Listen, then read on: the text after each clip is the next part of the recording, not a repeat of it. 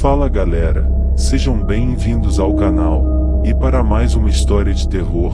Se gosta desse tipo de conteúdo, não deixe de se inscrever no canal e deixar aquele like e ativar o sininho para receber notificações de novas histórias. Então bora para mais uma. O Capitão Roscoff era um marinheiro cujo rosto enrugado testemunhava longas noites passadas sobre o convés de seu navio a olhar para as estrelas, mas, além dos estragos originados pelas contínuas fadigas, divisavam-se em seu semblante sinais de profunda tristeza. Procederia ela da filosofia, que traz consigo a experiência das viagens pelo mundo, ou de algum vivo pesar sepultado no seu coração, como um polvo no fundo do oceano? Seus maiores conhecidos nada sabiam. Assim como o corsário de Byron, o Capitão Roscoff, que também tinha sido corsário, não traía os seus mistérios. Todavia, uma noite, depois de ter a cabeça um tanto esquentada pela aguardente da Jamaica, estando à mesa com alguns amigos da mocidade, que voltará a encontrar depois de 20 anos de separação, e cujas histórias amorosas animavam a conversa, ele se mostrou menos discreto. Vejamos, capitão, disse um deles, tens amado? Conta-nos algumas de tuas boas fortunas. Acreditas na constância? Constância? Não acredito, e tenho fortes razões para isso, e respondeu ele bruscamente.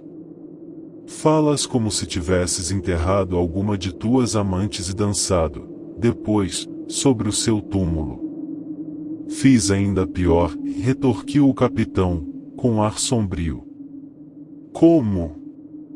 Ainda pior? Que diabo fizeste tu então? Conta-nos esta aventura. Vamos, deixa aparecer alguma luz na escuridão da noite, em que te envolves continuamente. E ilumina o teu sinal. Escutem, senhores, replicou o capitão, bebendo outro copo de aguardente, que pareceu facilitar passagem ao segredo, de que estava comprimido. Há uma fatal história de amor na minha lembrança. Sobrevivi a ela, porém, de que maneira, grande Deus? Com a perda da mulher que adorava. Entreguei-me depois às delícias que me ofereciam as dançarinas da Índia e as bailarinas da Grande Ópera de Paris. Todavia, não pude distrair minha memória, e um quadro horrível se apresenta diante de meus olhos todas as vezes que procuro esquecer. Vejo-o agora. Olhem.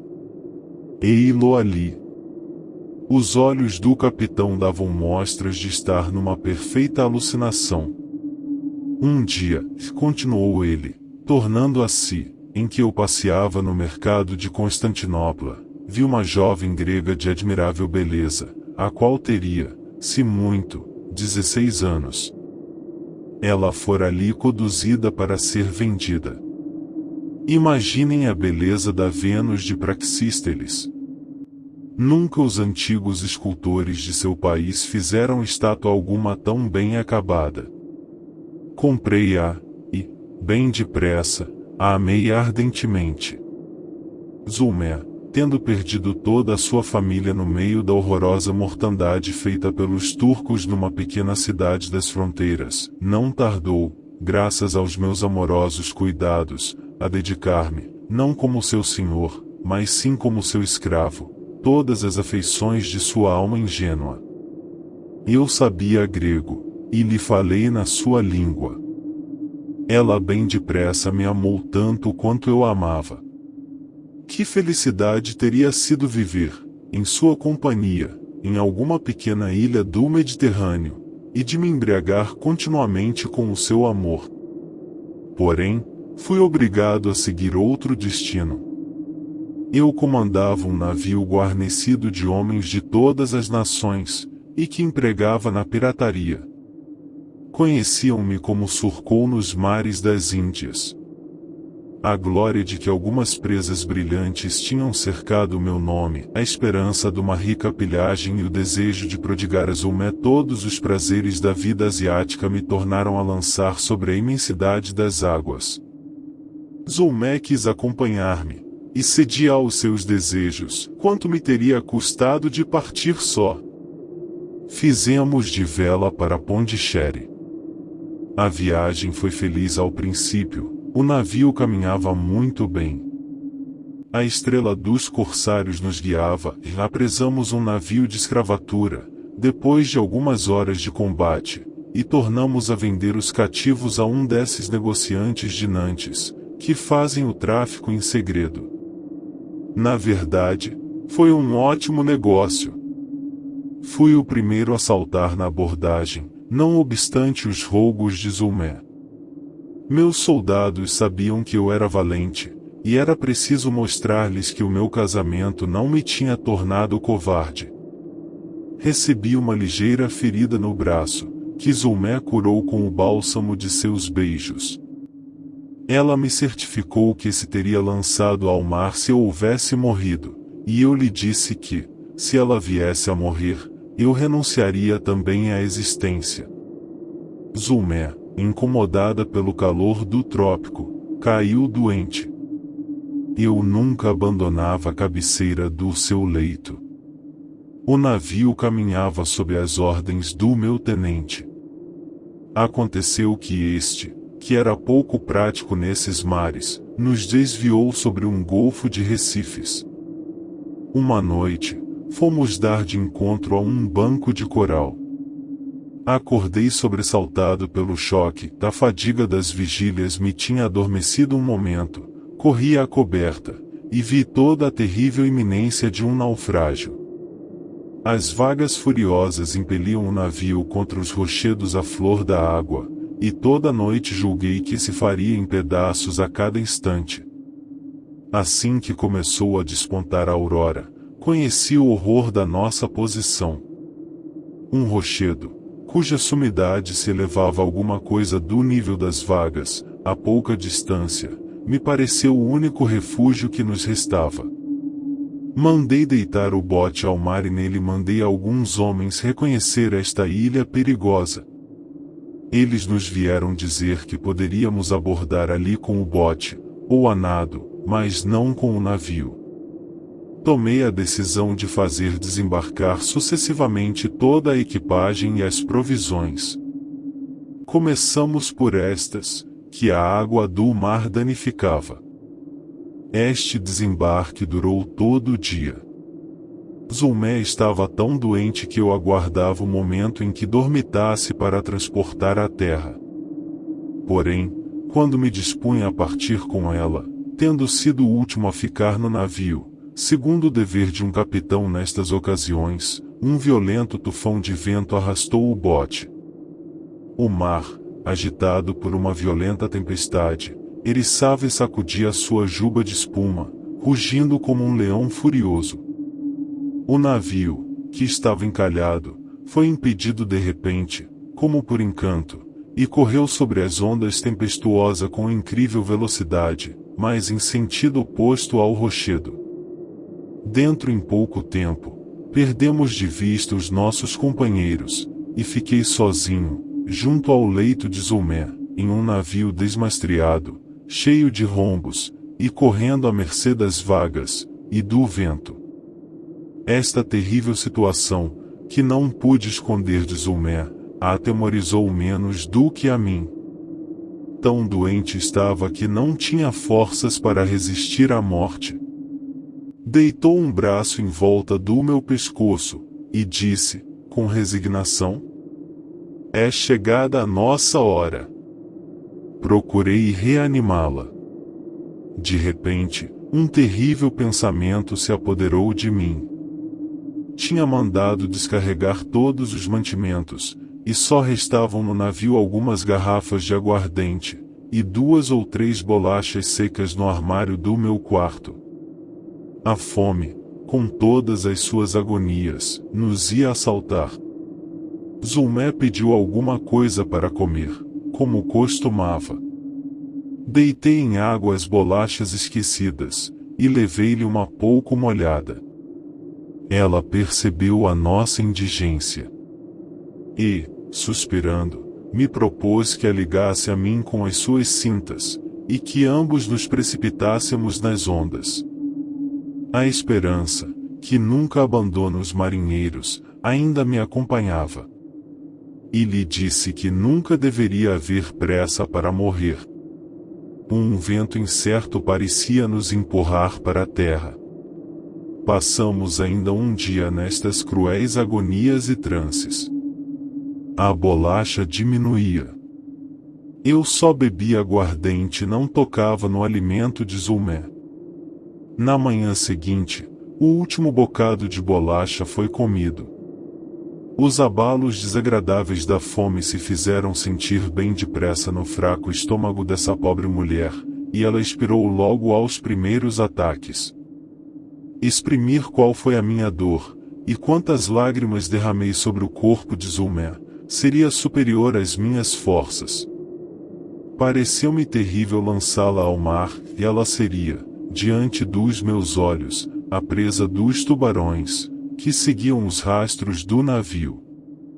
Prometi conservá-la comigo até que a morte viesse terminar os meus dias junto a ela, se nenhum socorro me chegasse, e não me permitisse de a fazer depositar em terra santa.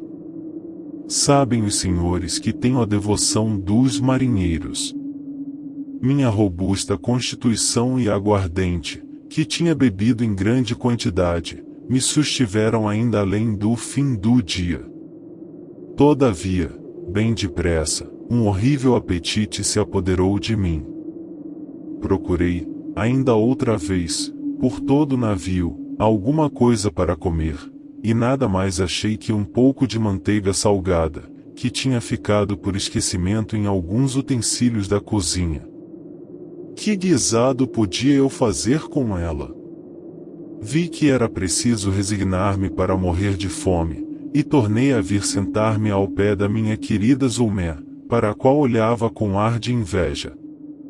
Feliz Zulmé, e exclamei, tu já nada sofres.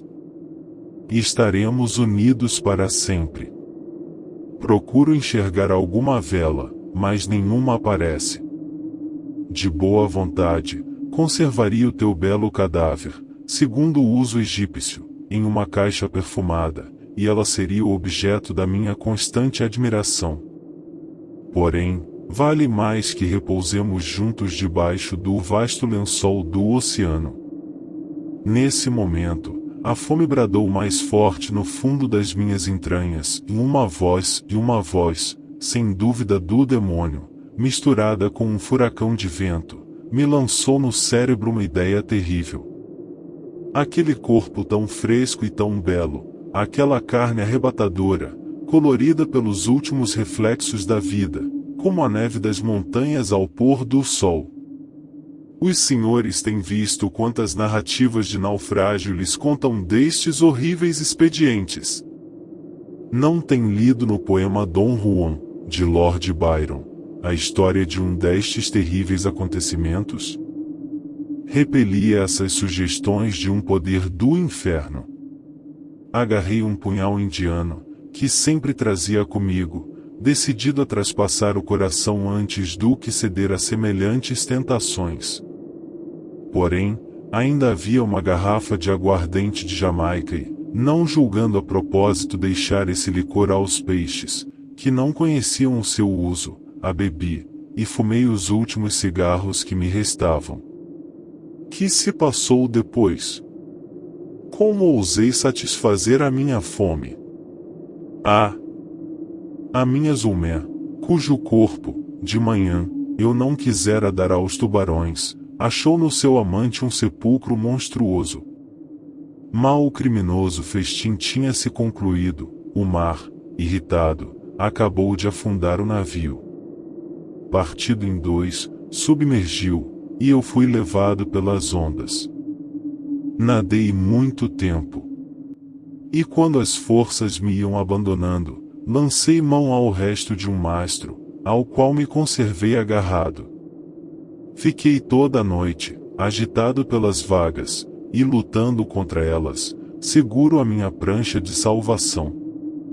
Que noite!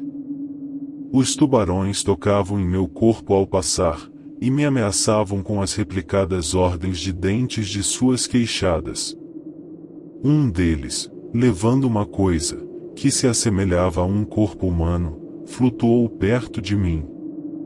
Era Zulmé.